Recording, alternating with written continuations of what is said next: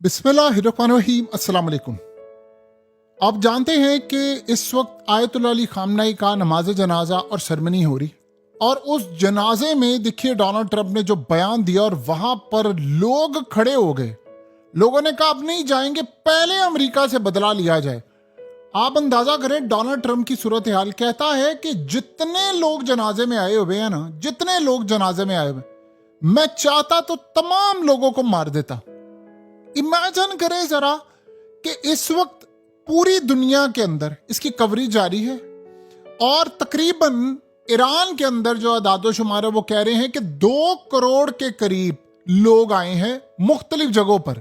2 करोड़ के करीब। ये तो ट्रंप ने खुद एडमिट किया है ना कि अगर मैं इस सारी सूरत हाल में सरप्राइज ना हूं तो क्या हूं। उसने कहा कि मुझे इस बात का अंदाजा नहीं था कि ये लोग इतनी मोहब्बत करते हैं इस बंदे से। उसने कहा मैं तो सोचता था कि नफरत करते थे, लेकिन जिस तरह मैंने लोगों को देखा है मैं तो हैरान रह गया हूं। ये तो खैर इस पर तो हम ऑलरेडी डिस्कस कर चुके हैं, लेकिन आप अंदाजा करें कि जब लोग वहां पर आए हुए थे, करोड़ों लोग, इसने कहा मैं चाहूं तो अभी इन सबको मार दूं, लेकिन कहता मैं नहीं मारा। मैं चाहूं तो लीडरशिप को भी मार दूं जो जो वहां पहुंचे, और इन सबको भी मार दूं, ये सारे मर जाएं।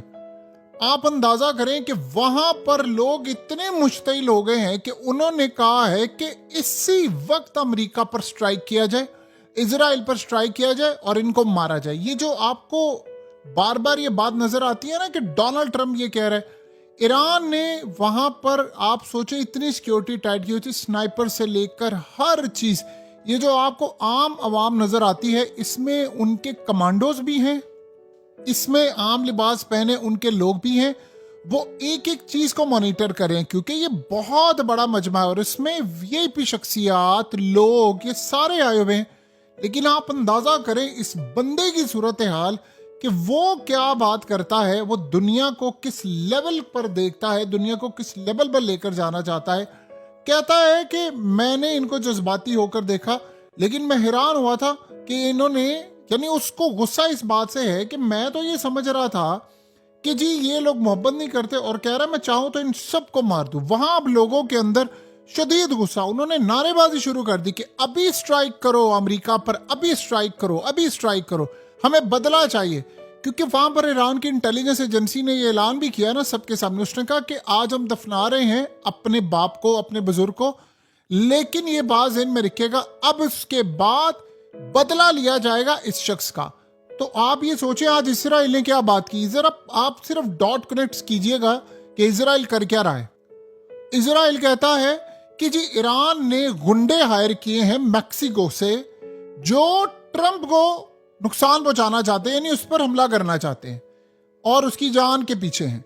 आप अंदाजा कर लें जरा, ये हरकत असल में, ये जो अभी से इन्होंने अगर कुछ करना है जो इजराइल ने, या कुछ भी, कैनेडी का हाल हम सबके सामने, तो वो पहले ही गेम सेट करके बैठे हुए हैं कि इसके पीछे जी ईरान होगा, फलाना होगा। यानी आप ये सोचे ईरान ने अभी तक कोई अमेरिका पर हमला नहीं किया। ये यहां से आप अंदाजा कर लें कितनी खतरनाक गेम हो रही है, कितनी खतरनाक गेम। आपको याद है पहले भी ट्रंप पर जो हमला हुआ था, उसको इन्होंने कह दिया जी ईरान के साथ उसका ताल्लुक है, जबकि ईरान ने कहा हमारा कोई ताल्लुक ही नहीं है। तो यहां से आप अंदाजा लगा सकते हैं कि सूरत हाल कितनी ज्यादा खराब हो चुकी है इस वक्त मौजूदा सूरत हाल। और सूरत हाल का आप लेवल चेक कीजिए कि इतनी ज्यादा खराब हो चुकी है, इतनी पैनिक सिचुएशन इस वक्त आ चुकी है कि जिसका कोई तसव्वुर भी नहीं कर सकता कि ये मामला कहां पर चला गया है और क्या सूरत हाल पैदा हो गई है। देखें, इसराइल को एक बात बड़ी अच्छी तरह समझ आती है, बिल्कुल ये बात बड़ी अच्छी तरह इसराइल को समझ आती है कि अगर हम इंतकाम ले लें तो हम आसानी के साथ ईरान पर मलबा डाल सकते हैं। यानी किस तरह, देखिए ट्रंप बात नहीं मान रहा, ये बात आपको पता है ना। आज नेतन्याहू ने कहा है कि जेडी वेंस ने असल में बयान दिया कल, और बयान देकर उसने कहा कि जी हमारे बहुत अच्छे ताल्लुकात है इसराइल के साथ, और यानी वो बेस्ट फ्रेंड है उसका। तो आगे से उसने कहा, नेतन्याहू ने कहा मैं जेडी वेंस की बात से इत्तेफाक नहीं करता, हमारे पास इंडिया है। ये जेडी वेंस का कहना है कि सिर्फ वही है हमारा, नहीं, ऐसा नहीं है, हमारे बड़े अच्छे ताल्लुकात हैं, हमारे इंडिया से ताल्लुकात अच्छे। यानी उसने अमेरिका को कह दिया कि तुम्हारे साथ ताल्लुकात नहीं है, और साथ कह दिया एड भी अपनी वापस ले लो, हथियार भी नहीं तुम्हारे चाहिए। असल में उनको गुस्सा ये चढ़ा हुआ है कि ये जंग क्यों नहीं कंटिन्यू की। अब ये जो आज आप जेल में रखिएगा, ये ईरान ने जो वार्निंग जारी की थी ना, ये आपको जो नजर आ रहा है लॉरा लूमर और ये सारे, ये जो वार्निंग जारी की थी ये बड़ी सीरियस वार्निंग थी। ये आप जेन में, ये आज ट्रंप जो कह रहे हैं ना मैं अटैक कर सकता था, मैं फलाना कर सकता था, मैं वहां पर लोग इतने गुस्से में आए हैं कि वहीं पर नारेबाजी हो रही है कि अभी अटैक करो, अभी अटैक करो अमेरिका से और इससे बदला लो। सो आज एक बात तो आप जेन में रख ले, रिजीम चेंज वो तो आप भूल जाएं, वो नहीं होने वाला, वो तो आप हर सूरत भूल जाएं। रिजीम चेंज या कोई ऐसी सूरत हाल वो कतन नहीं होने वाली। और इस सारी सूरत हाल में रिजीम चेंज जैसे जो मामलात हैं उनको तो आप पूरी तरह ही इग्नोर कर दें कि जी वो ऐसा कोई मामला होगा भी। ये तो एक हो गया मामला। और दूसरी जो सूरत हाल है उसका मामला वो भी टोटली बिल्कुल अलग है। यानी आप ये सोचें कि इसके बाद की सूरत हाल क्या है, कि जो ट्रम्प कह रहा है इसको किसने कहा था अटैक करने को? असल में नेतन्याहू ने कहा था इसको अटैक करने को, और नेतन्याहू खुद भी अटैक करना चाहता था ये आयतुल्ला के जनाजे पर।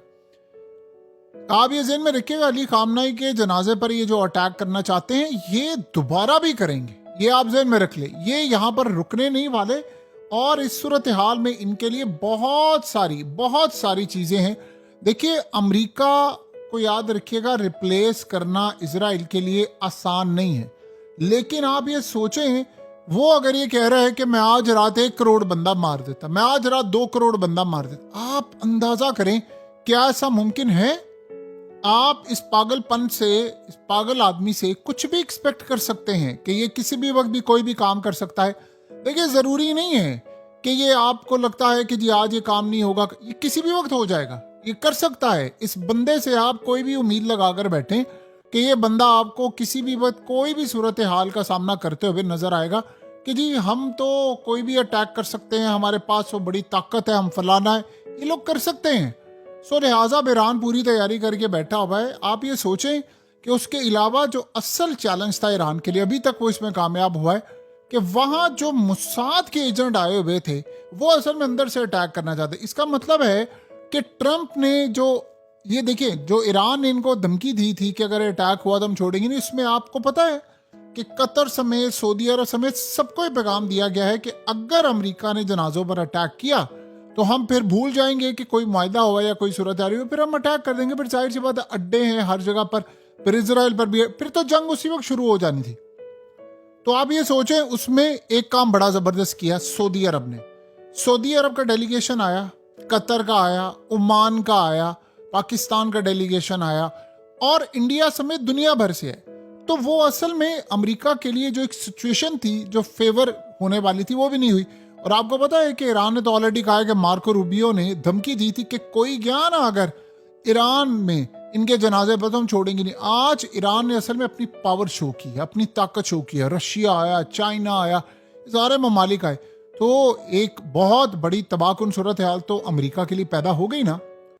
सो अब ये बात आप ज़हन में रखें कि इसके बाद आप इनसे एक्सपेक्ट कर सकते हैं कि कोई भी किसी भी वक्त अटैक हो सकता। आपको पता है नेतन्याहू इस वक्त शदीद खिलाफ है ट्रम्प के, और उसने आज भी कहा, कहता है मैं और ट्रम्प आपस में आंखों में आंखें डालकर बात कर लेते हैं, हमारी लड़ाइयाँ भी होती हैं आपस में, लेकिन फिर भी हम इत्तेहादी हैं। वो असल में ये बता रहा है दुनिया को, असल में ट्रम्प ने ये जो कल बात की थी ना कि मैं बॉस हूँ, तो उसने आगे से बात की है कि बॉस जो होता है वो, यानी जो बॉस होता है उसके सामने जो खड़ा मुलाजिम होता है तो नजरें झुकाकर खड़ा होता है। तो उसने कहा मैं तो उसकी आंखों में आंखें डालकर बात करता हूं, तो ये बॉस होगा अपने घर में।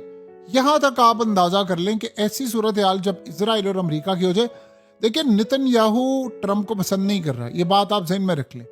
और बहुत सारी जो ताकतें हैं वो ट्रम्प से नाराज हो चुकी हुई हैं। इसलिए नहीं कि ट्रम्प कोई अच्छा काम करे, इसलिए कि इस पागलपन में, ये पागलपन कुछ भी हो सकता है इस बंदे का।